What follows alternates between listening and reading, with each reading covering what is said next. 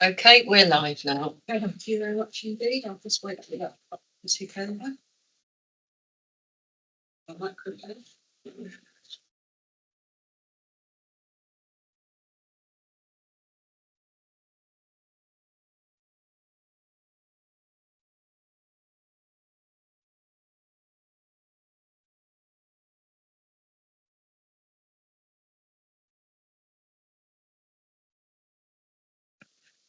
Good morning, everybody, and welcome to Shropshire Council's Cabinet meeting for Wednesday, the 16th of October 2024. I'm obliged to inform you that this meeting is being live streamed and recorded. And can I also remind members to identify your name and role before speaking so that it's clear to those watching the meeting or listening to the meeting as to who is speaking. So just for clarity, my name is Leslie Victon and I'm leader of Shropshire Council. So moving on to the agenda.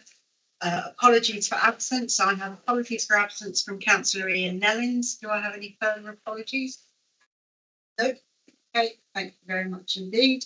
Item number 3, the minutes. To confirm the minutes of the meeting held on the 11th of September 2024. I'm happy to propose those. Do I have a seconder?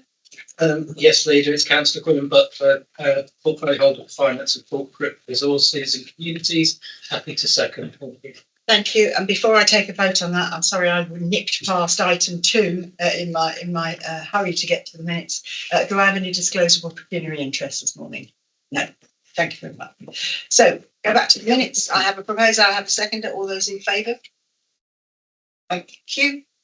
Moving on to public question time. We have 2 public questions, both of which are going to be read by Tim Collard. So the first one is from James Owen. Over to you, Tim. Thank you. The question is this. Early this year, many will have heard the story of the residents of 5 Oswestry properties having to privately pay £3,000 to pump away water following flooding around a culvert under Goburn Road, which has been a recurring issue over recent years. While owned by Shropshire Council, the culvert is managed by Cambrian Heritage Railways, who insisted that the culvert was maintained as agreed, and the issue was instead due to the volume of water exceeding the capacity of the culvert.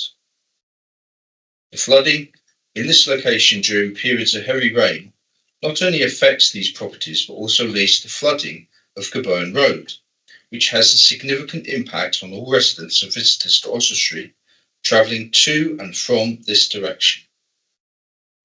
There have been accusations that past developments upstream of the problem culvert drained surface water from Highways properties into the watercourse, leading to a higher volume of water than would naturally occur, rather than into the sewage system. Could the council confirm if cleaning of this culvert will be completed prior to any potential incident this winter, rather than after any flooding event? Could the council confirm if any surveys have been undertaken to verify or disprove the claims that the volume of water following periods of heavy rainfall exceed the capacity of the culvert? Could the council confirm if the accusations about the impact of development have been followed up with enforcement action taken if required? Thank you very much, Tim. And the answer will be provided by Councillor Dan Morris. Thank you for the question. Councillor Dan Morris, portfolio holder for Highways.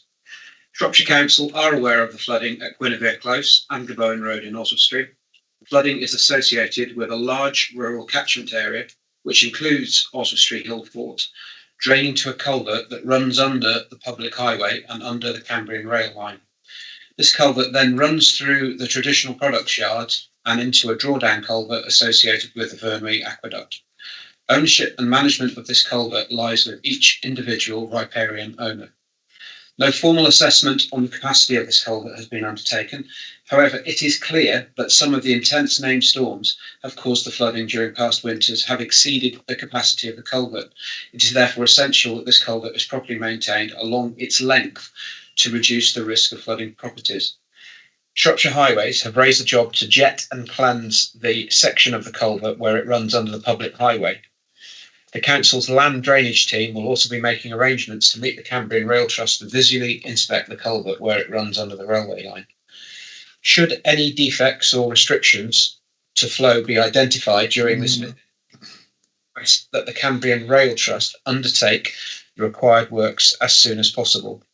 Shropshire Council are not aware of any development upstream of the culvert that may have resulted in increased flows entering the system. If the community have any information to suggest that development has not complied with the approved plans, they should contact the Council's planning enforcement team. Thank you very much, Councillor Morris. The second question is from Victoria Moore, and Tim Collard's going to read the question, but I wonder if we could take it section by section, Tim, as I have the answers today. Thank you. Thanks. So, first part of the question. What was the original cost to the council of the green bin stickers that were faulty? So just to be clear, Councillor Ian Nans isn't here today, so I'm going to be answering the questions on his behalf. There are no costs to the council for those stickers that were delivered and found to be faulty. What is the cost of the new contract now that the council has had to source them from a different supplier? The cost of the new contract is within the approved budget, and there is a link in the answer to where the budget is actually approved. Finally, also, are Shropshire Council now looking into going to charge new house owners the cost of supplying a new green bin? Thank you, Tim. It was approved in this year's budget to charge developers the cost and delivery of all new bins to new properties when they become occupied, and this process has been put in place. So thank you, Tim, for that. Moving on now, we have member question time. Question from Councillor Rob Wilson, which I understand he can't be with us. So Roger Evans is going to read that. Roger, over to you. Thank you, Leader. Councillor Roger Evans asking the question on behalf of our shadow portfolio holder, Rob Williams. For as many financial years as there is data available, please can you provide the annual cost to Shropshire Council of the following? A. Motor vehicle insurance. B. Damage to the road network and associated infrastructure caused by crashes and collisions. Thank you very much. Councillor Dan Morris. Councillor Dan Morris, portfolio holder for highways. The management of insurance across the authority is complex and constantly revised to reflect the requirements of the council, the way services are provided, and the insurance market environment at that time. For example, analysis of our fleet and accident data mean that it is generally cheaper to self-insure for those elements we legally can. We maintain an insurance fund for this and other purposes. A detailed analysis of our motor insurance arrangements from 2014/15 is appended to this response, but I do not intend to read this out. I'll be happy to deal with any follow-up questions you may have, having reviewed the information provided. Thank you, Councillor Morris. And for those of you either watching or listening, alongside the answer to this question, there is a significant amount of information that having been provided.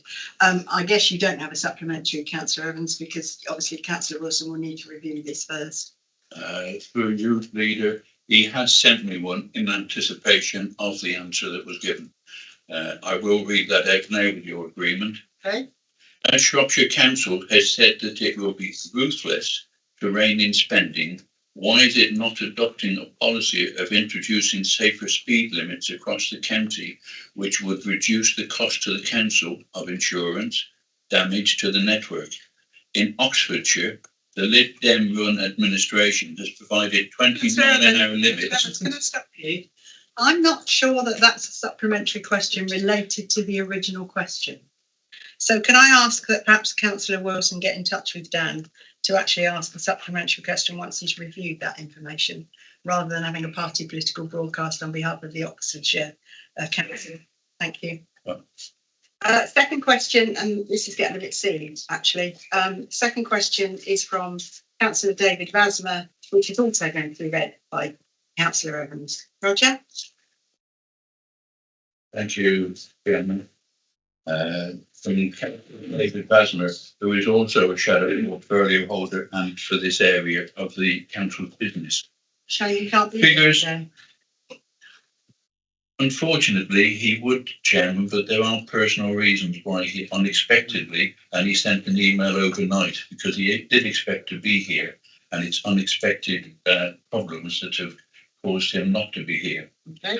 The question is, Figures publicised in the Shropshire Star on the 5th of October suggest that over the last 3 years, Shropshire Council has paid out £403,000 for repairs caused by potholes, with the highest annual payment being made in the last year of 2023-24 of £162,514. Due records for spending in this financial year suggests that this level of spending has increased or decreased. How much has the council paid out in each of the last 5 years for pothole compensation, and for each of those years' payments, in which year the damage compensated for was done? Could the portfolio holder, Councillor Dan Morris, confirm that Shropshire has the 4th highest payout for pothole compensation in England? What action is the Cabinet member taking to bring down the excessive expense of pothole compensation, which the council can ill afford in its current financial predicament? What learning has he found from other much higher performing highway departments to help reduce this damage to our residents? Clearly, the council's highways contractor Kier should take responsibility for some of these potholes, which are often caused by the failure of their repairs. Could Councillor Morris let us know how Kier is being held to account for this when the failure in their repairs is leading to claims for compensation? To answer the question, Councillor Dan Morris. Thank you for the question, Councillor Baffner via Councillor Evans. The simplicity of the figures quoted in the press last week undermines the subject's complexity, as each year includes claims for the previous 6 years. Shropshire Council is not in control of which year a claimant elects to submit a claim. Therefore, the figures set out in the table are more reflective of a claim company's marketing campaign than in-year highway defects. Lifting figures out of context is always likely to paint a picture that is not reflective of the service it relates to. Like many authorities, Shropshire Council's highways assets have suffered from long-term underinvestment, with the national backlog now estimated to be over 15 billion. Shropshire's highway service has embraced these challenges and in response pioneered what is commonly described as a mixed economy service model. This now sees highways maintenance activities carried out by the council directly, using a permanent and interim workforce, plus directly employed local subcontractors alongside Kier. This financial year alone has seen an increase in productive output on repairs of 46%, 50% of which were carried out within 5 days. At the same time, the average cost of the council of repairing a pothole has fallen by 66% in the past 4 years and now below the national average. One of the most recent service changes has seen responsibility for defect repairs on A&B roads come back under Shropshire Council's full council control. This is the area that presents the greatest insurance risk. Since the 1st of April 2024, there has been a 42% reduction in defect on the A&B road classifications. This model and the repair system that sits alongside it has received national recognition, with Shropshire Council winning both the Highways Magazine Award for Partnership Working and also the Department for Transport Special Recognition Award. Councillor Morris, do you have a supplementary, Councillor Evans? Yes, Chairman, it was sent through to me and I've written it down as from Councillor Baffner.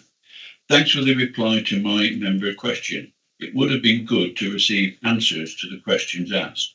My supplementary is, have you investigated cutting more from the monies paid to here, given their poor performance? You also make reference in your answer to the awards given out recently. These were to Multivero, not Kier. What is Multivero's role, since Kier is the main council's highways contract? Councillor Morris? Just in terms of repairs to the road, Councillor Evans, preventative maintenance is obviously a big part of that. And when repairs are scheduled and then complained about and cancelled by yourselves, which has happened last year, it's an event that I've referred to a couple of times now, that clearly doesn't help. In terms of the involvement of Multivo. They work in partnership with Shropshire Council, and it is a way of bringing down the average cost of the highways for pothole repairs, which is referred to in the answer. The average cost of repairing potholes fallen by 66%. And in terms of work with Kia, the highways team have worked very, very hard in driving down the costs of repairs and increasing the productivity of repairs, which is also referred to in the answer. Thank you. Thank you, Councillor Morris. Okay, and moving on to the last question, which is from Councillor Rosemary Dartnell. And again, Rosemary, I wondered if when you get to the questions, you could read the question out and then I'll do the answer bit. Of course. Thank you very much indeed. Over to you. Right, shut up. Thank you, Rosemary Dartnell, Councillor for basing the alcohol and Sutton and Leg Group leader. The new green waste system began on the 1st of October. On the 4th of October, councillors learned substandard stickers have been sent to residents. The keystone of the system was the provision of stickers that identify bins belonging to subscribers who have paid an extra £56 fee. The stickers were supposed to be near indestructible, but proved to be far from it. They were peeling off in light rain. It's welcome that officers and the portfolio holder acted promptly to rectify the situation. Please clarify the following. Has the council recovered all costs for manufacture of the 40 stickers? Right, okay, thank you. So this is the answer provided by Councillor Ian Nellins, to which he said, I think much of your question, Rosemary, was answered in the email that was sent out to all members on the 4th of October, which was literally when we found out there was an issue. So in response to your specific question, the council has not been invoiced, and we have made our position clear that we will not be paying any money for the first batch of 40 stickers that were delivered. The green waste subscription stickers were not produced to the required and requested specification. For that reason, we have cancelled the contract with the provider and will not be paying for a substandard product. We have now sourced a new provider who will be able to produce stickers to the necessary specification. They will be capable of producing these within 2 weeks. It will take a bit of time out of that one now. Residents who already received the sticker will get a replacement. The cessation of the service for those who have not subscribed will be put back to the 4th of November, and the paid service will then run until the end of October 2025. Thank you. Were all delivery costs paid by the supplier, or were some costs paid by Shropshire Council? No, it was as above, all by the contractor. If delivery has cost Shropshire Council at all, how will these sums be recovered? Not applicable. Who pays for an unbudgeted extra month running the old system? So the cost of the present service is budgeted for, so there are actually no additional costs. How will customers be informed of the changed operating dates for the old and new systems, and how much will this cost? Okay, so we've used the usual platforms, website, Facebook, Twitter, local media, etc. But the best thing, I suppose, is that we have emailed all of the existing subscribers with the revised collection information, and all of this is at no additional cost. Sorry, lost my way. Right. Will the supplier compensate the council for all costs for the reputational damage associated with this very public area? The council will be paying no costs. As there were no performance penalties associated with the agreement, there will also be no compensation. Finally, the green waste system was set to reduce significantly the council's costs under the contract with Veolia. A substantial savings is budgeted in this financial year, but until recently, at least, the matter had not been resolved. When will these multi-million-pound savings be confirmed in this tight financial year? So the answer to this is subscribers pay the £56, and this is transferred directly into the relevant council account. So we have circa 60,000 households now registered and have received over 3.25 in revenue. The subscription window does not close until March 25, so we anticipate that this will significantly increase. So the point of that is that the money's come directly to us. We don't go anywhere near Veolia. Thank you. Do you want to start mentioning, Rosemary? Yeah, I do actually. Yes, thank you. Just to say that my question was really about the gaps that were in the email of the 4th of October. It's not clear that I've commissioned myself multi-million-pound contracts in the past and previous life, and I know that suppliers do let down and that they do not deliver according to an agreed sample. So I understand that aspect of it, but was the contract for production of the stickers and delivery in a whole contract, so from start to finish of that delivery process. That's unclear, and I'd like to know whether that's the case. I think it is the case from what's been said, but it isn't clear, and that was where my question came from, really. But also just to say that these, there's a huge amount of public interest in this Stickergate situation. Understandably, people feel aggrieved at the fact that they've had to pay again for a system, a service that they think they've already paid for. So there are a lot of questions, and as you know, opposition members ask questions like this in their role as scrutineers. The final point of my question has not been answered. From James Wharton, I have asked questions before about a budget line. I think that comes to just under 4 million of savings in the Veolia contract for this year that are related to the setup of this new system. And there's no mention of that in the answer. Right, so as far as I'll have to ask Amanda to write down those questions and make sure I get the right answers. But as far as I am aware, the contract to produce the stickers and to distribute the stickers was one contract. It wasn't linked to anything else, Rosemary, if that's what you asked. I asked about delivery costs included. No, that was all one contract. Yeah, it was all one contract. It wasn't something that we were receiving and then it was going out to us. Good. The second part of the question, people are paying for a service that is to have their bin delivered. A bin emptied, not a sticker. So, as long as they get the right sticker, we were as disappointed as you can imagine. I won't say disappointed, but we will not be using that contractor ever again. And the third point, and I'm going to look at James, because the £4 million is related to green waste. Now, we know we have to split that 4 million over 2 financial years. But if that's the 4 million you're relating to, then yes. We're currently at 3.25 million with at least 6 months of the payment window left to go. So the gap at the moment is 0.75 million. No? Go on, James. Correct me. So if the income is 3.25 million for the subscription for the entire 12 months, then that would be 1.625 million that would reflect to this financial year, and the same for the second financial year, for next financial year. So effectively, for every £2 that we get in, £1 relates to this year and £1 relates to next year, because the subscription window started exactly 6 months ago. That makes sense. Can I ask a clarification question on that? Yes. It is strictly clarification. As I understand it, the collections this year, the money can go into this year's budget. Collections next year into next year's budget. However, there was going to be 6 months collection. Now there are 5 months. So are those figures correct? Thank you. The clarification for me is that we always budgeted for 1 month of additional collections anyway, because of giving people an opportunity to put their bin out and get it emptied once. So there was already a month in there, Roger. But we can get clarification from Gavin, because I can't necessarily answer the specifics of that.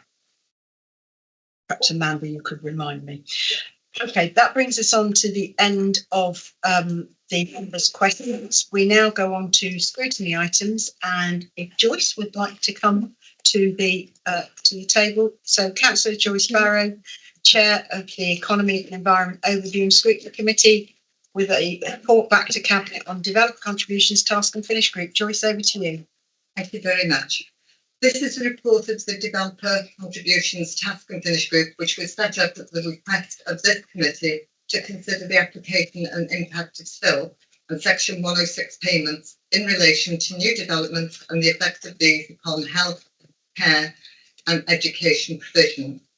As Chair of both the Economy and Environment Scrutiny Committee and the Developer Contributions Task and Finish Group, I'd like to thank the members involved for their time and commitment to the work they have carried out to investigate this topic. The report and recommendations presented today are based upon findings from a number of focused meetings with expert witnesses and evidence from these. This includes officers from the Council as well as members of the Integrated Care Board, who have been very helpful and supportive in sharing both their positive experiences and some frustration in relation to the application of the developer contributions. As a result of these honest conversations, we've been able to identify 7 emerging recommendations, which are grouped under the following 6 headings. Reviewing developer contributions required by the council, raising understanding and awareness, specifying the use of allocated funding, maximising the impact and benefit of the strategic infrastructure network, ensuring developer contributions match development-related need, and rurality. I'm not going to go through this in detail because it's all set out in the report, which I'm sure everyone has read. Thank you. Thank you, Joyce. And firstly, I'd like to say thank you to the Task and Finish group because they did a really good job on that. Chris, I believe you're going to respond to this one.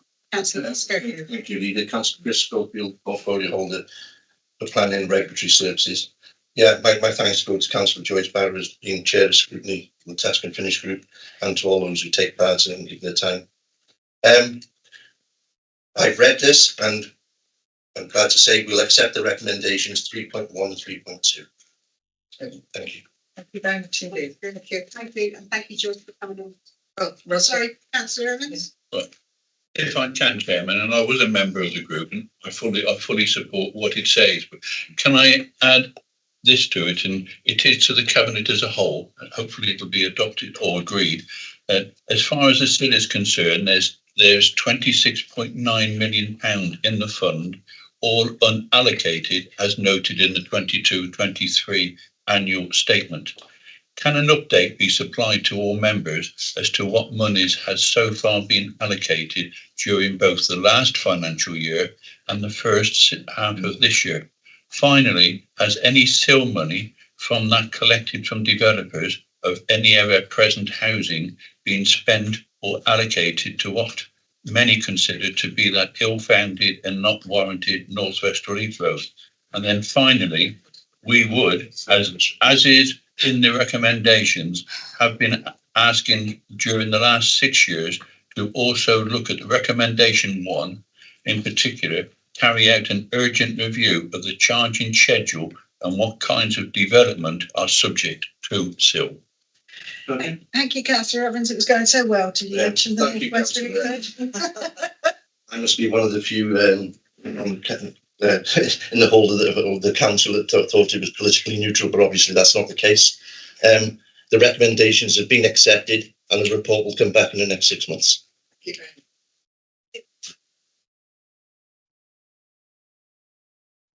Okay, so moving on to item number now. I'm having a very big problem that my mouse seems to have stopped here. Hang on a minute. Oh, and it won't let me do that on there, will it? Oh, thank you. Sorry, how could I forget, Gwynn? Item number 7, financial monitoring period 5. Councillor Gwynn Butler. Thank you, Leader. It's Councillor Gwynn Butler, portfolio holder for Finance, Corporate Resources and Communities.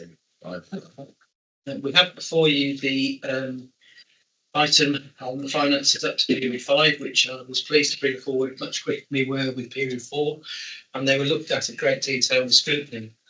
The latest financial projection for 24-25, which is the current year, is shown in the report. It highlights a likely central projection of around 37 million overspent, with a potential range between a more favourable projection leading to 22 million overspend or more adverse projection leading to 73 million overspend. This is summarised in Table 1 and more detail is provided in Table 2. The projected outturn budget variation is due to undelivery on savings, currently projected at 37.9 million, some spending above budgets in social care areas, including 6.8 million in children's and 4 million in adults care purchasing, and other net underspending of 7.5 million in a range of service areas. To summarise, the results show an improved position over period 3 and period 4, but only marginally. This is consistent with the scale of the challenge being faced by the intractability of the problems being encountered financially and operationally. Savings delivery continues to be strongest in service-led areas, whereas more cross-cutting transformational savings continue to represent greater obstacles to delivery. Paragraphs from 2.4 provide details of the management activities undertaken since the last report, and those planned ahead of the next report include Activity complete includes setting up spending control boards and savings delivery group to provide greater capacity and focus in those areas, as well as further progress on resizing the workforce. Planned activity focuses on securing reductions in third-party spending in the remainder of the year, as well as ongoing resizing work. The projected outturn position is analysed in Appendix 1, which provides technical analysis of variances, as well as commentary explaining the changes between 4 and 5. Appendix 2 shows the detail of projected delivery on all savings proposals. This highlights a projected level of delivery of 52 million, equivalent to the target set for last year, but also under delivery forecasts of 37.9 million. Under delivery of saving continues to be the major cause of budget variations. The report for period 6, the end of quarter 2, will be presented to Cabinet as usual in November. I move the recommendations as set out in item number 3. Thank you. Thank you very much, Gwilym, and I'm happy to second that, but I do want to say thank you, actually, because to Gwilym and the team, because they are working so incredibly hard to get these monthly reports out to us all as soon as possible, and I know that that is a considerable amount of work. Roger? Thank you, Leader. Can I add exactly what you just said to it? And my thanks to Gwilym and the team. This is new for this year, and the information in it is welcome because it helps us understand. But coming from the position I am, I do want to ask a number of questions about it because obviously it is presented to the Cabinet. I note that the updated projection is that the Council will now have in its reserves on March 31st next year, 2025, of just over £800,000. This, to many, is a disastrous, dangerous low level and compares very badly with the decisions made by Council when it adopted the Cabinet's budget recommendation, which stated that the expected reserves next March 2025 would be 38.9 million. I note the people budget has increased by 17.3 million, which could have been accommodated within that budget. The present calamitous situation is caused largely by the underinvestment made during the last 19 years, together with the failure of other directorates in overspending their budgets by another £21 million. Examples are shown in the pages attached to this report. For example, £10 million overspend in the growth and infrastructure budget and £7 million in the homes and community budget. Thank you. Thank you, Councillor Evans. Councillor Kerr, joining us online. Yes, Councillor Kerr, leader of the Green Group. I have a couple of questions on this. Clearly, as Councillor Evans alluded to, the situation is perilous, as we were told 2 years ago. It's probably more grave now. My question concerns that the Audit Committee on the 27th of September, it was looked at the strategic risks and the likelihood of containing expenditure was scored at 3, which is medium. I think this is lacking in prudence. It should clearly be a 4 or a 5. And my question is, why did we not realise that the risk of containing expenditure within budgets was a great deal higher than medium? And my second question is about the dreaded North West Relief Road, but it's not a political question. It's identified in the external audit report that this was an area of significant weakness. Yet again, on page 4 of this report, we are assuming no in-year costs arising. Again, that is not prudent. Irrespective of our views on desirability of the North West Relief Road, the signs from the government are not encouraging, and we must prudentially budget for the costs of cancellation in this year. You must have heard me say, yeah. That's waiting for his answer. He's waiting for his answer. Hang on. Duncan, we actually can't hear you. Oh dear. Oh, that's sad. Can you hear me now? We actually can't hear you. Okay. I don't know why. Don't necessarily think it's you.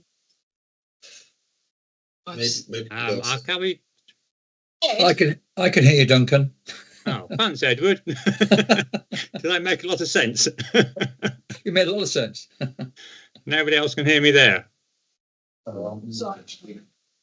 Emergency help has arrived. Yeah, I can hear Duncan. Thanks, Roy. Oh, you can hear. Would you relay the question? You want? Yeah, while you're at it. Yeah. Well, you know that phrase, we'll be asking questions later. Could you just say hello, please, Duncan? Hello, please, Duncan. Hello, hello.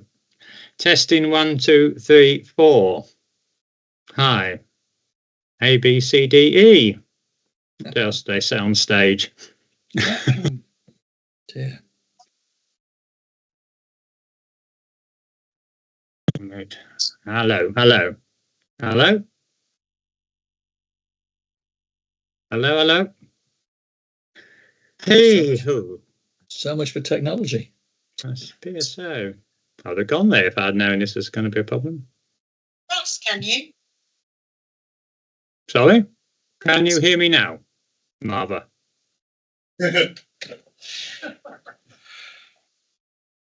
Look like there's I'm still speaking to see if you can hear me. I'm running out of things to say. I'll tell you what life's like in Oswestry soon.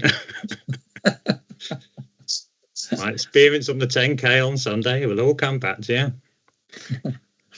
Like, can anyone hear? I mean, what I could do is just send an email in, I suppose, if nobody can hear. If anybody's listening, able to receive me there. How quickly can you put that together? I don't know. I think Ed can hear us, but he can't hear him. I can't. Everybody else can. Yeah. You can't hear Ed or Duncan.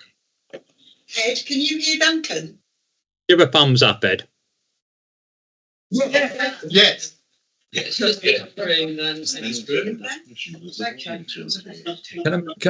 Can Amanda hear? Apparently not. Nigel says he can hear everything online. So, Press the microphone.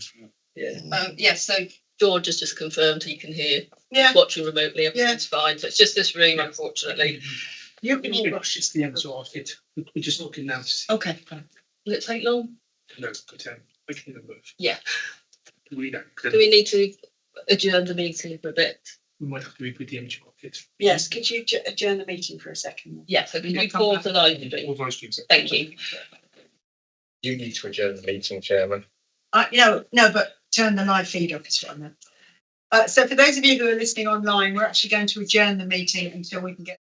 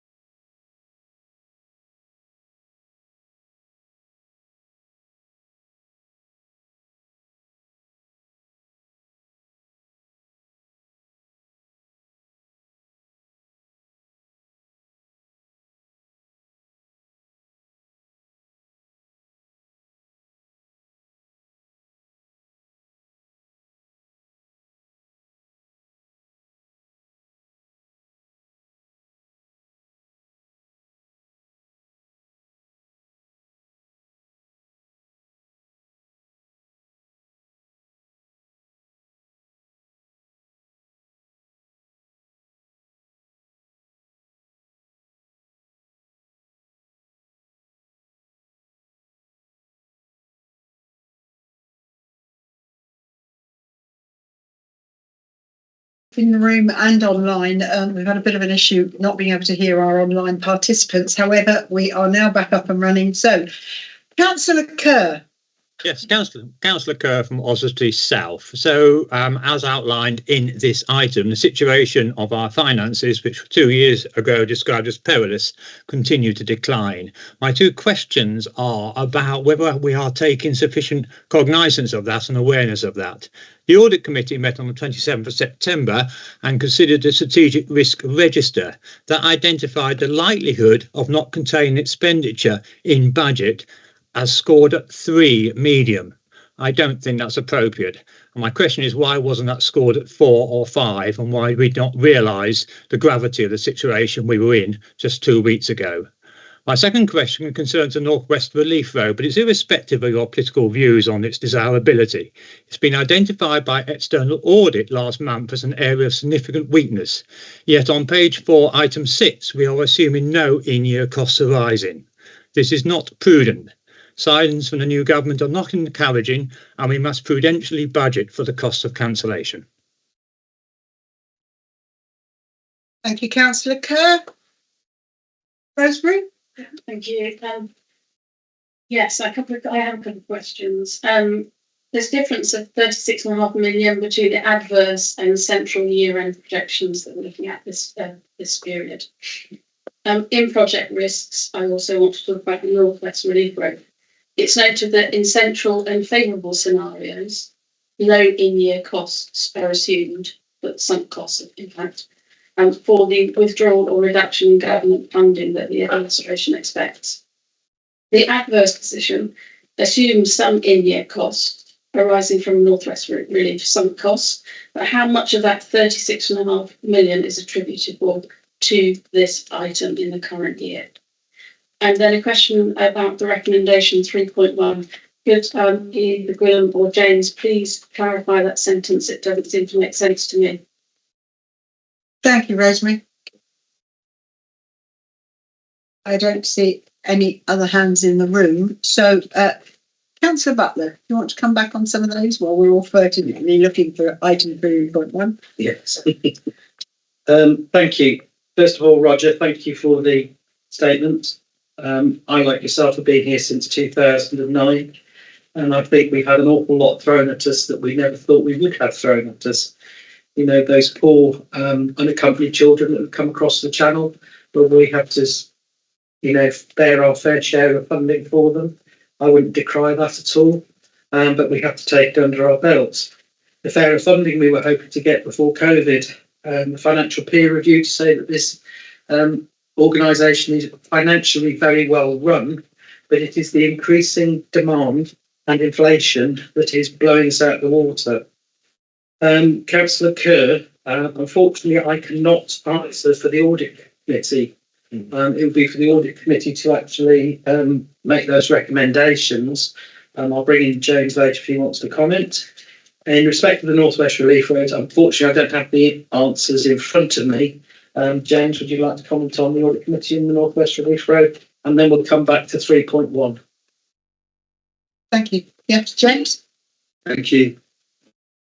So in relation to the audit committee consideration of strategic risks, that was consideration of strategic risks at a point in time.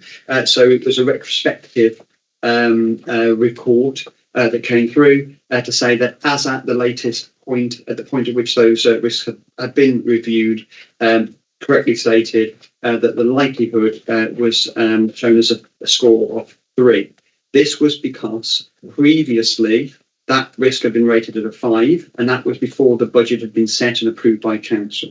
Once a budget had been set and approved by council in February 2024, the strategic risk therefore dropped because the likelihood of not having a legal budget had dropped significantly. However, there was still an indication of that. Just to be clear, that strategic risk is updated regularly, but it is not reported through to audit committee as regularly as that report that risk is updated. So it's at a point in time, and that risk is now at a 5.5. By the way, just to be clear.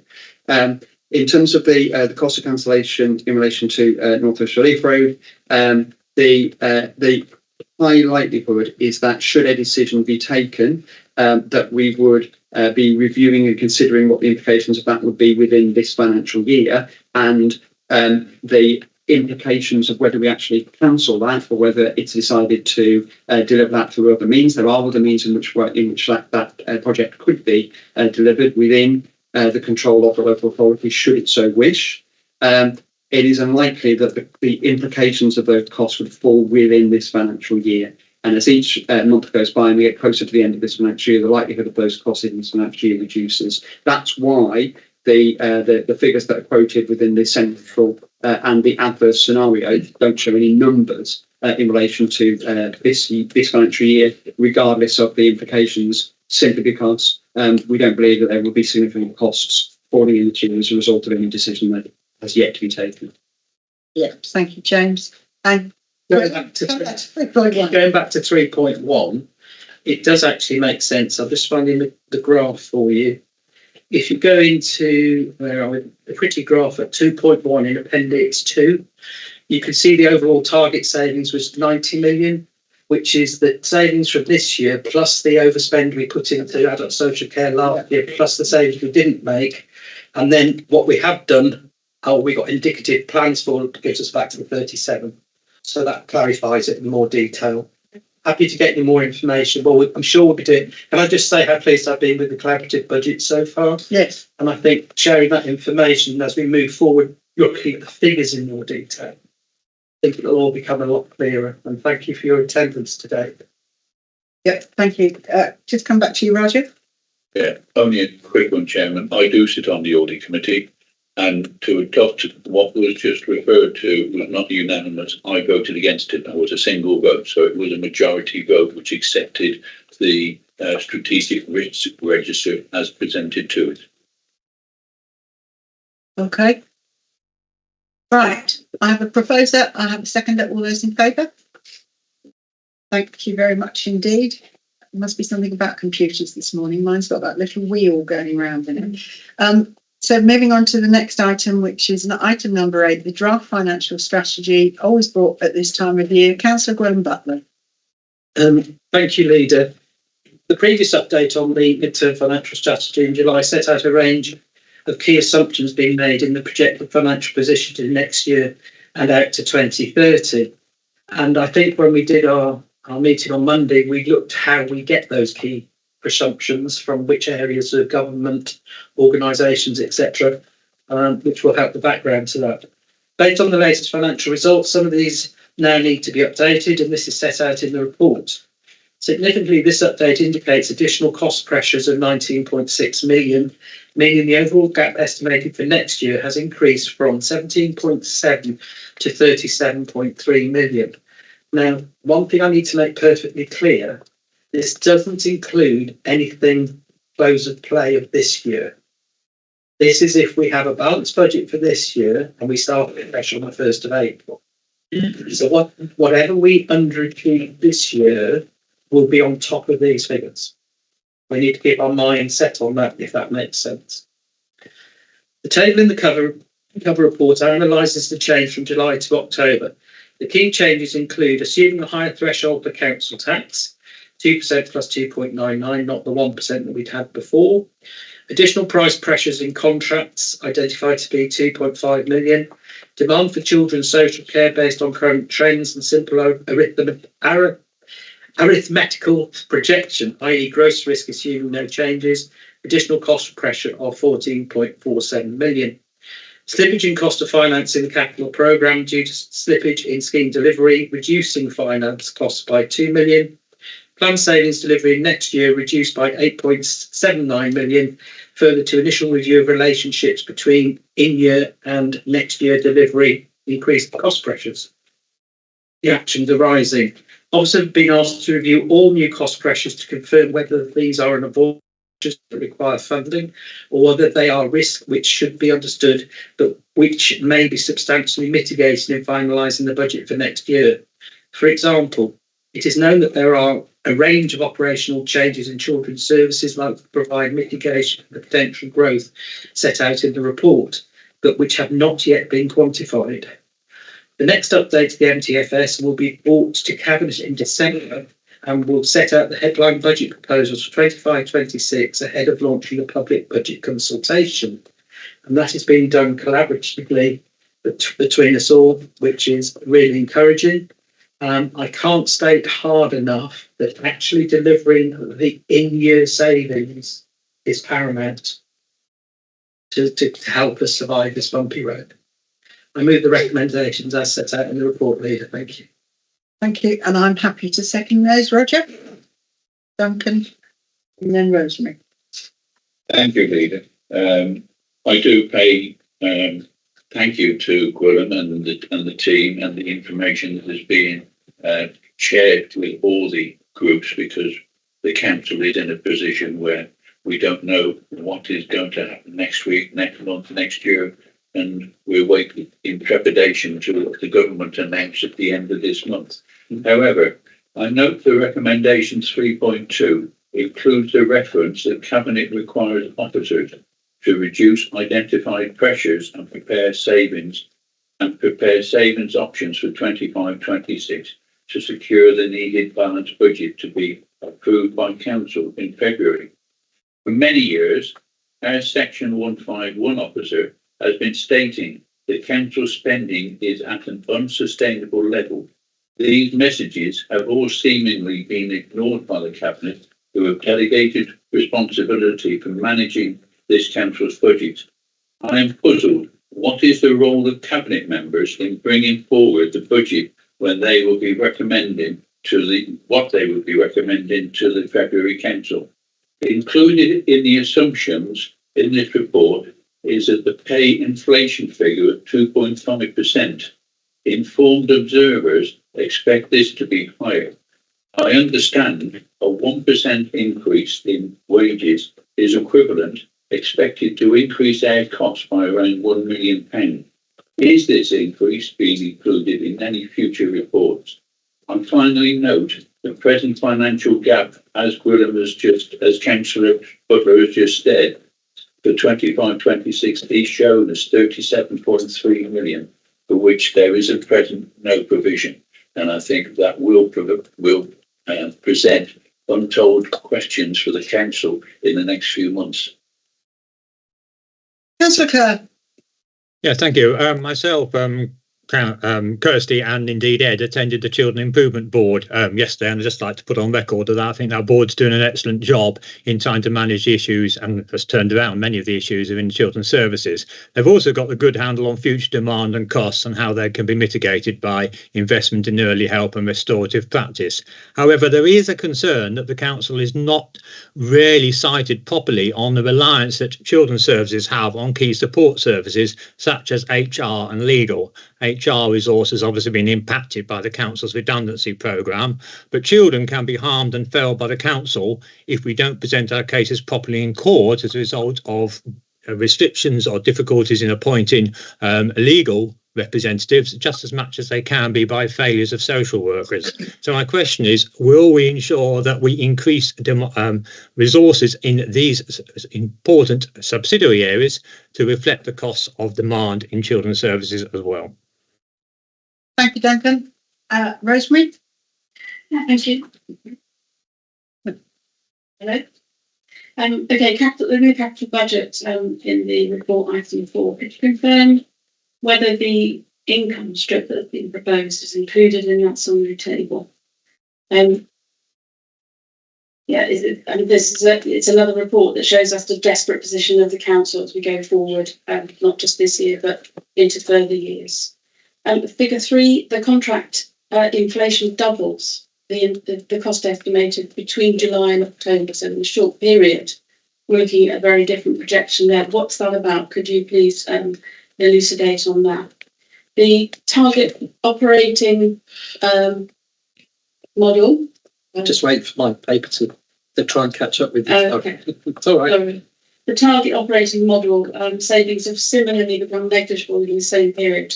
So what's again behind that change? Has the council given up on the target? And then figure 4 in the appendix. the full report. A cumulative figure of 77 million shortfall in total resources by the end of the financial strategy projection. Does this rest on starting figure, fictional place where we achieve what we're budgeted to achieve this year? Or is the 62 million and a half that is needed, or 90 million, whichever way you look at it?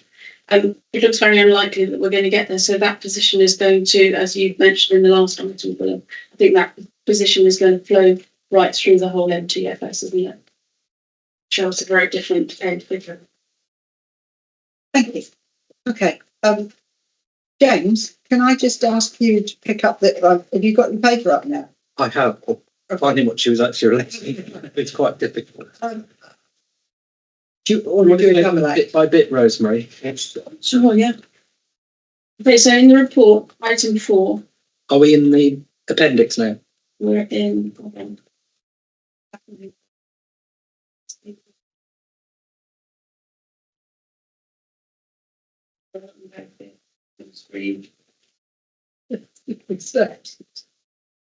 Yeah, the whole weight is Rosemary. Shall I just refer to You can, I was going to as well. So Councillor Kerr, Councillor Hurst-Knight is just going to respond to one of your comments while Rosemary and Joella get themselves sorted out. Councillor Hurst-Knight. Councillor Kirsty Hurst-Knight, Portfolio Holder for Children and Education. Sorry, losing my voice. Yes, thank you both for attending yesterday's meeting. Really good one and positive work that the Children's Improvement Board are doing. Just so that you know, I've taken the comments that we received yesterday from HR. I met with our Director of People immediately after the meeting, and I've selected a portfolio holder this morning, and that is why Tam's not here today. She's actually not Department of Education, so that's the kind of speed of things that we're dealing with, and we are absolutely taking everything that comes through the board seriously, so we await outcome of the morning's meeting. But yeah, noted your comments. Thank you, Councillor Kerr. Yeah, thank you. And I think, for people perhaps who are not necessarily familiar with what Councillor Kerr was saying, that the children's legal team is absolutely vital. Well, probably one of the most vital parts of the organisation. And if you want an example of a team that is constantly under pressure, that is a team that is constantly under pressure. And as I said, we are aware of that. And when it comes to our children's services being under financial pressure, that is part of the reason. Willem, Rosemary. And adding on to your last comment, that team has dramatically expanded over the years as well. I know. Yeah. So to actually do what can one I can answer straight away from memory is the income strip is not included in the capital table because it's not in the bag. Yeah. So we're not presuming anything. Okay. So that's the one. That continues. We're still looking into it. Yeah. Sorry, I can't. It's very difficult. I just answer Rogers while you're. Yes. In respect of the, well, you're not printing off still, Roger, are you? Wasting money. Goodness me.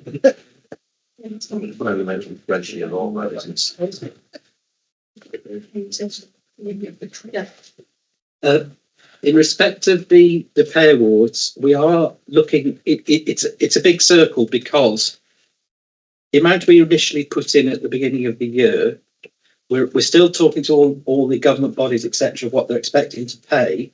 But we are now taking the assumption that when we come to the next financial year, we will have less staff to pay anyway. So the actual increase of 2.5% that may be in the figures may actually cover 3 or 3.5% for the staff that's left, if that makes sense. But it's constantly under review, Roger.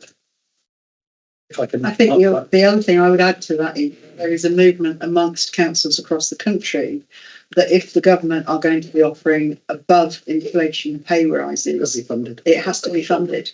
It can't just be put back at local government's door to fund that.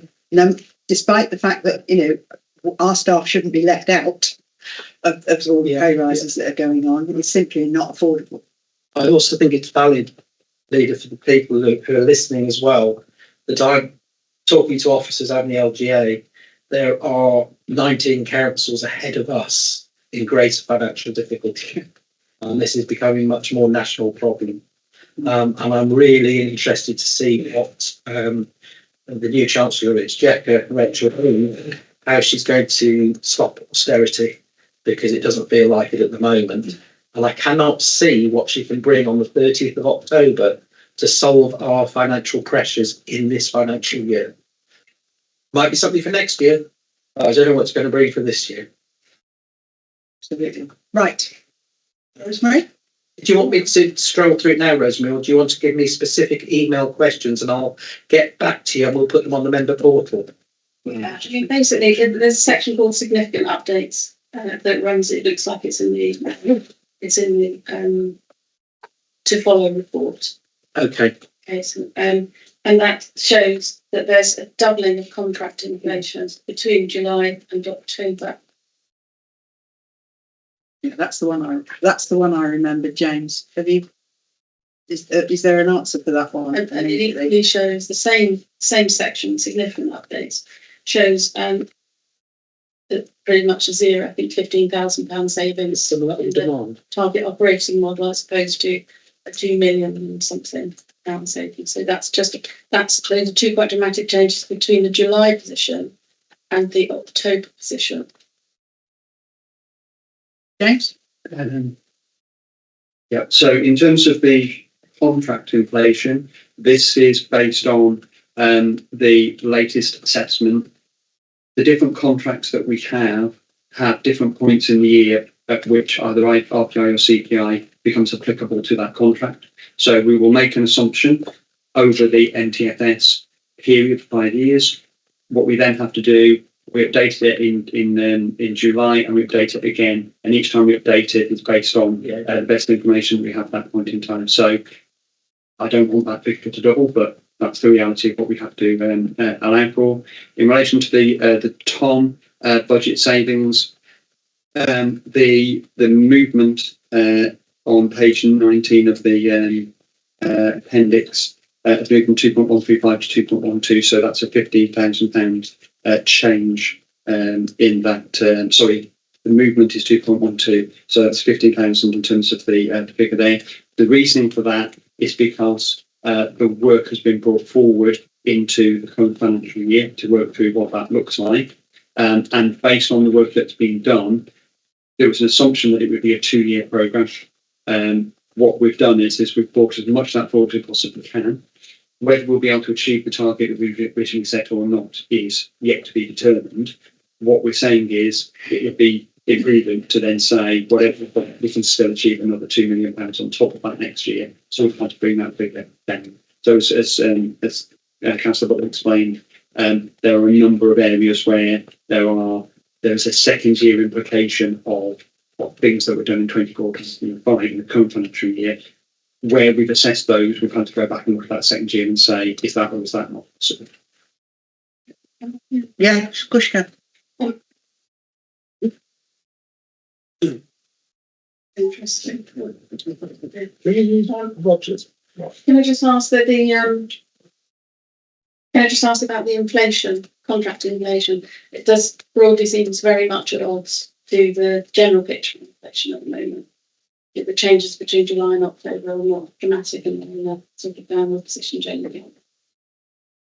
Yeah. Through Chair, it's my answer previously. It's based on those assessments as they are through the period. So whatever that trigger is, there can be like an RPI plus a figure. There can be a CPI plus. There can be all sorts of different arrangements within there. Based on the figure that was built in, don't forget inflation was lower. It's risen. It's now moving sort of backwards and forwards on the back of that. It depends on where that cut-off point for the calculation was. Just adding on to that point, I would imagine a lot of it, Rosemary, is about minimum wage, because that does not reflect anything towards the RPI or CPI. Yeah. Minimum wage this year went up 11%. So it may put it, and as you're probably aware, a lot of our contracts are with the lower pay sectors, and obviously fighting for the demand to keep those people in the sector. So I think that's part of the bigger project.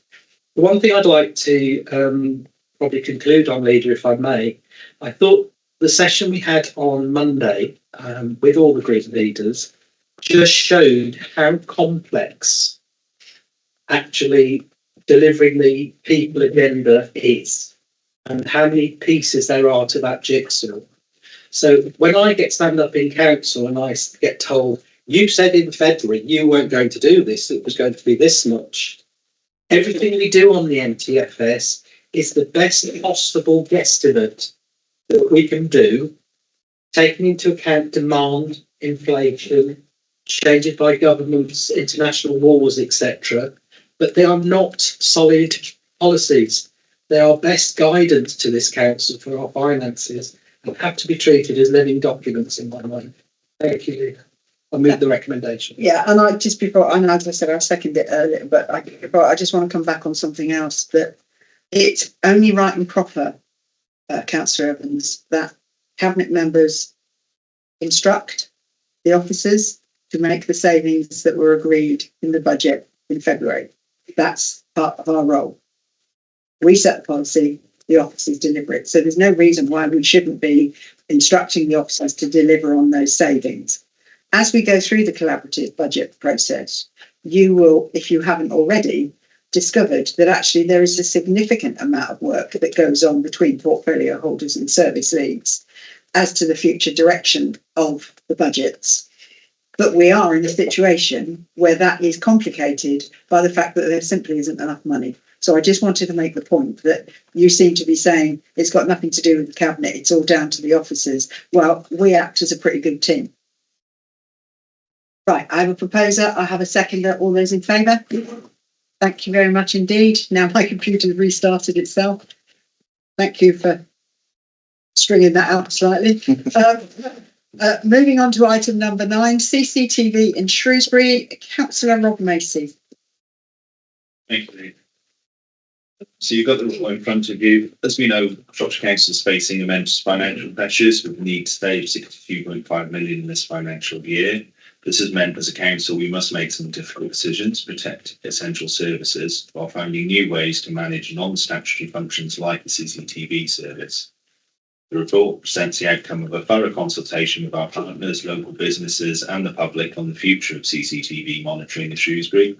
And the reality is that while CCTV plays an important role in deterring crime and promoting public safety, the current gold standard of 24/7 active monitoring is simply not sustainable in the face of our current financial challenges. However, we remain committed to ensuring that Shrewsbury remains a safe and secure place for residents, businesses and visitors. That's why the recommendation in this report is to approve option 1 with 24/7 CCTV with monitoring moving to a best endeavours approach.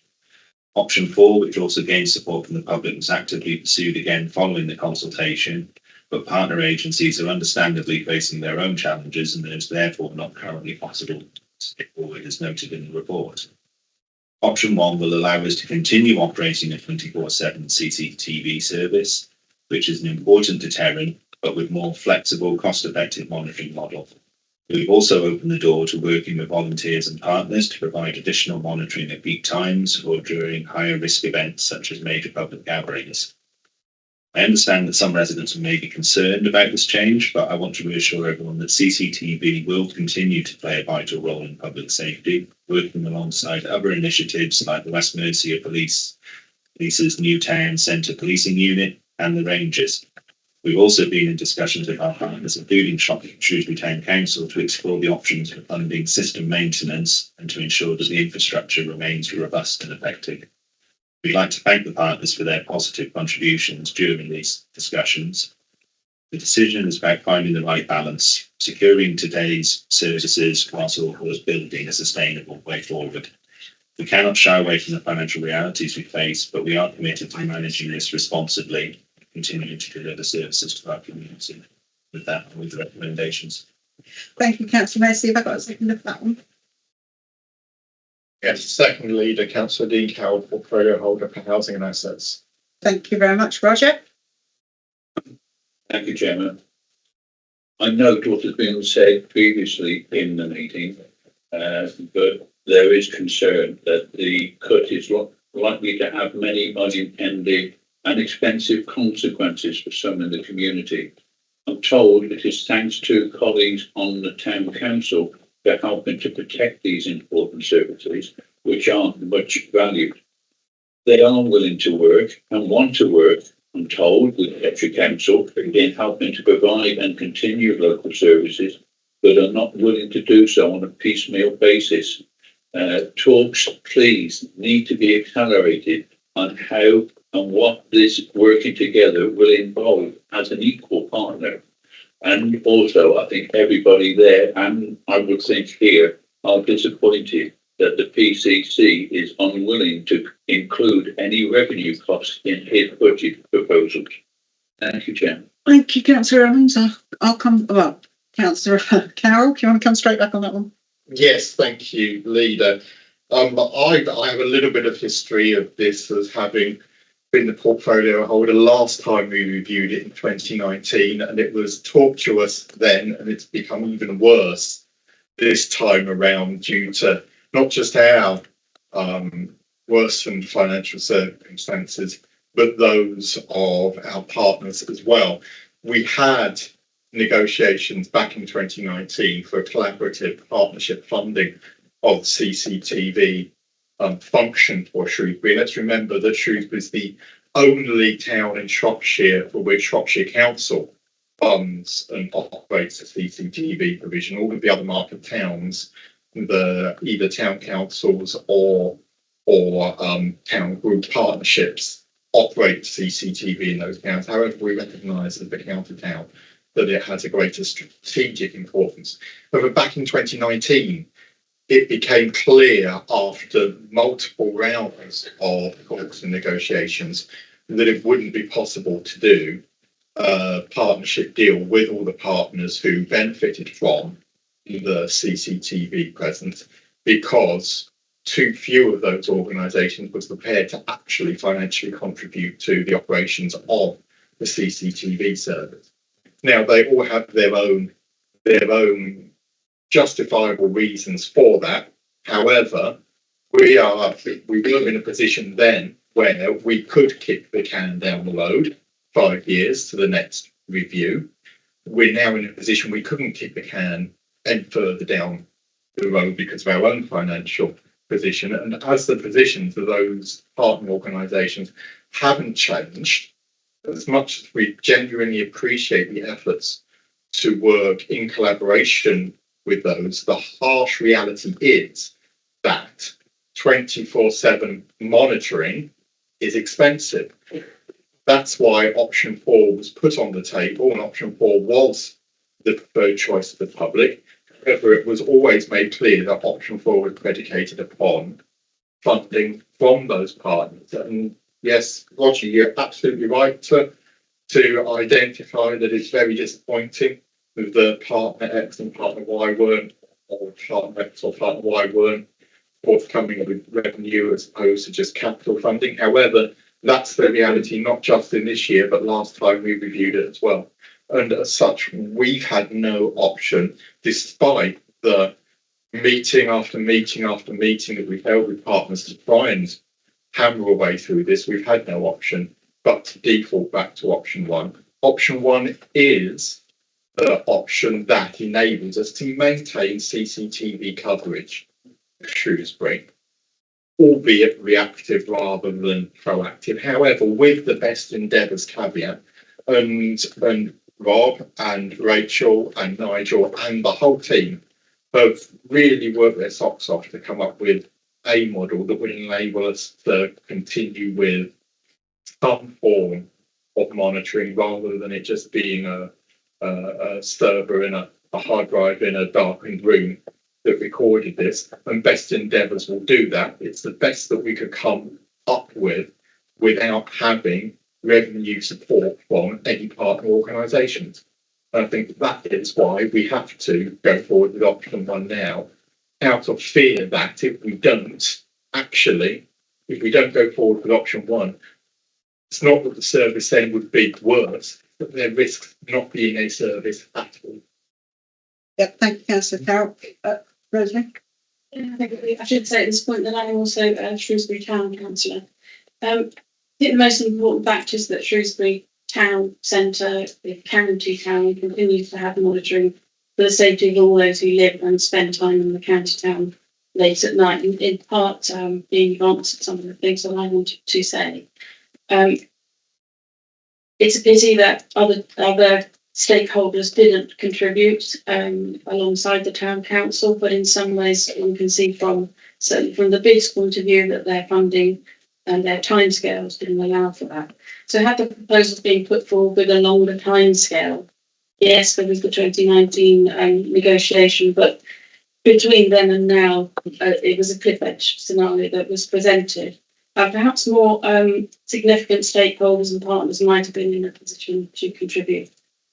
I'd urge as much forward planning as possible with any similar conversations that go forth between the councils, the Shropshire Council and the Town Council. Yeah, thank you, Rosemary. I think I'll come back on that because I think what Councillor Carroll said and what is the real experience is that it hasn't mattered when we've had these conversations. Now, we had the original conversations with the bid in 2019.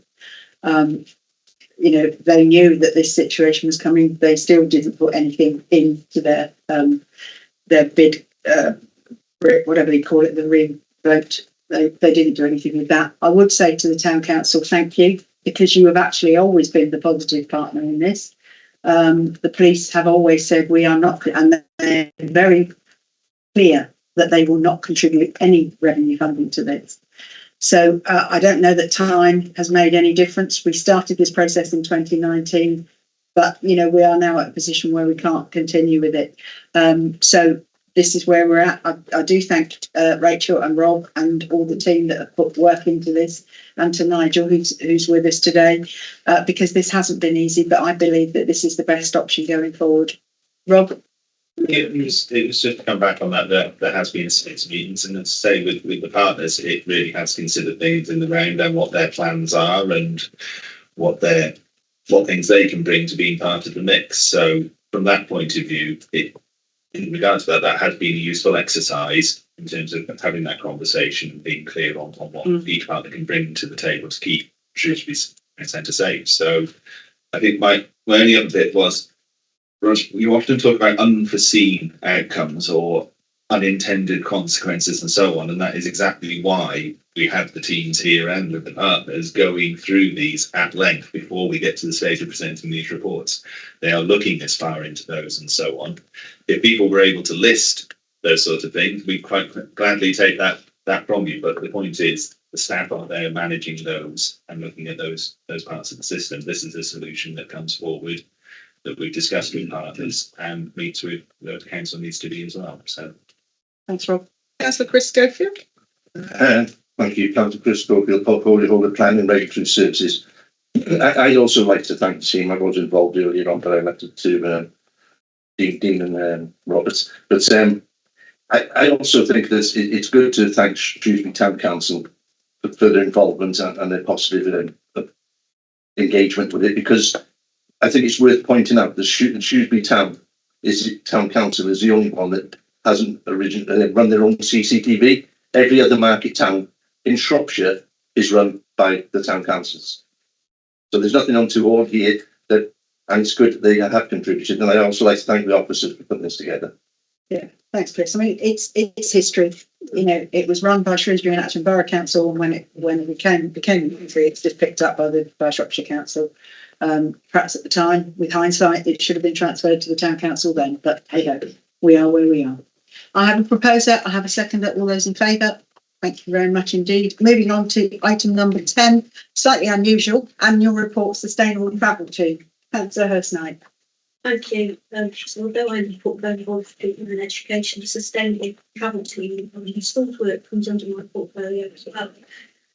Really welcome this opportunity to highlight the work that the team are doing. I won't go too long in detailed depth. There's a lot of information there, and I'm sure we've all read it. We talk about it as a cabinet regularly.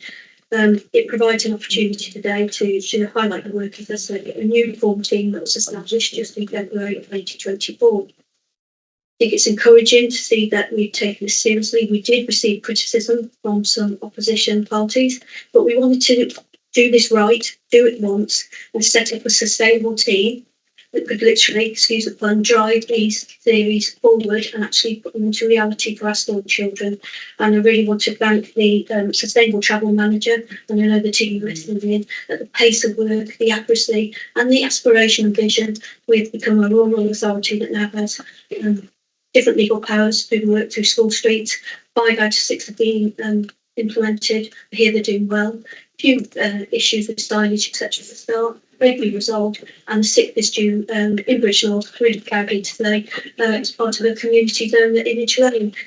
We do scooting, training. We're looking at everything outside schools and to that event. How do schools manage this? We've given numerous grants. I don't know any area of Shropshire that's not been affected and has improved service for our school children because of this work of this team. So I'd like to put the recommendations. I'm not going to read them all out. There's 8 of them. It includes the KPIs and the vision continues. And just want to say thank you to the team. It's not been easy. Thank you as well to Highways and Councillor Ian Ellens, who's not here because the workforce feeds into his portfolio of active travel. But collectively, we've done some really good work here. We are now talking on national platforms, which is great, that our officers have been asked to present the work that we've done, which is really encouraging. And as I say, a final thank you obviously goes to the team.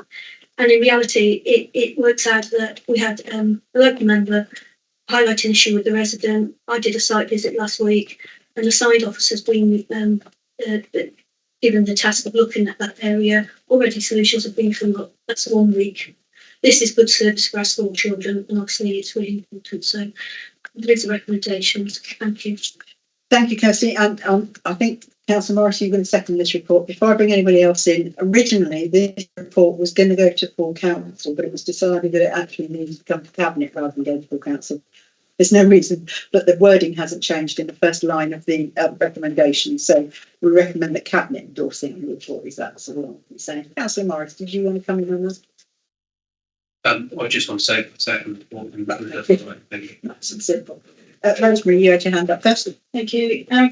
Yeah, thanks, Kirsty, for the report. Thanks to all involved. I very much welcome the return of sustainable travel from the WSP contract to in-house. There's very good reason from the team, from my own engagements with the team, to hope this will be a more efficient delivery and a likely better one. In fact, my own experience as a divisional member, the school streets in my own division did not work properly.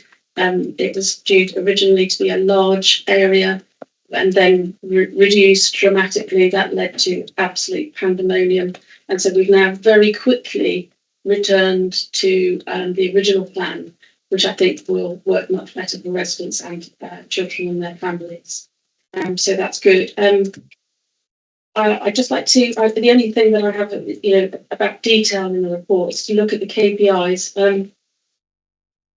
At 3, is it 3 in the recommendation, point 3 in the report. Just to ask really, at 3.2, number of children actively engaging in the Our Journey programme. I'd love us to have a target there rather than just a number and and obviously percentages and to be able to see what the movement is. Same for 3.3, the number of school college pupils engaged in our 16 to 18-year-old programme, Green Light programme, which I'm very much welcome for the London Road college campus, which is also in my division. And so, for example, at 3.4, we've got 80% as a target for Year 6 bikeability training. I'd just like to see percentages and percentage targets really in those areas to really push this up further. At 3.5, the 50% increase in school journeys being walked, wheeled and cycled by July 2030. That feels to me like it lacks ambition and it's a long way away. 50% seems low to me over that 6-year period. I don't know if you want to comment on that, Kirsty. Thank you. One of the things I would just come in on is that these KPIs Rob will need, because Mr. Macy over there deals with KPIs, they absolutely do need numbers against them, and I accept that. Rosemary, many of our children will never have the luxury of being able to walk to school because of the rural areas that we live in. And obviously we need a baseline because these are both brand new initiatives to Shropshire. So we need to have, that's why there's no actual figure against that yet. We need to work out what's the baseline, what's the starting point, and then we'll work, obviously, year on year and hope to increase it. And that's why there's many of those two, the brand new initiatives. Thank you. Councillor Kerr, That's what I say. Excellent report. Well done and credit to you and all power to you. I think, you know, these programmes have both obviously health impacts, they have environmental impacts, but they have community cohesion impacts. And I say that because I think I've got the largest secondary school in Shropshire in my patch. And the issues created around communities by kids travelling to school and even teachers travelling to school are quite considerable. So all credit to you and look forward to another year of progress next year. Yeah, thank you, Councillor Kerr. I'm sure Kirsty would agree with that. And you make a very good point. I happened to be walking behind, I don't know how many children there were from the primary school the other day.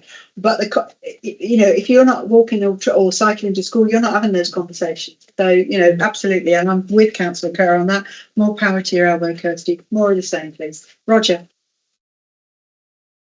Thank you, Chairman. I compliment the report and also compliment the teams that Councillor Hurst said about what they're doing. But I do have some reservations from some members in my group, and that is about the involvement of the local member. My involvement in Longdon, which is mentioned in the report, and I've talked with Councillor Hurst about the signs that went up. They're not large enough. I'm told that we can't make them any bigger.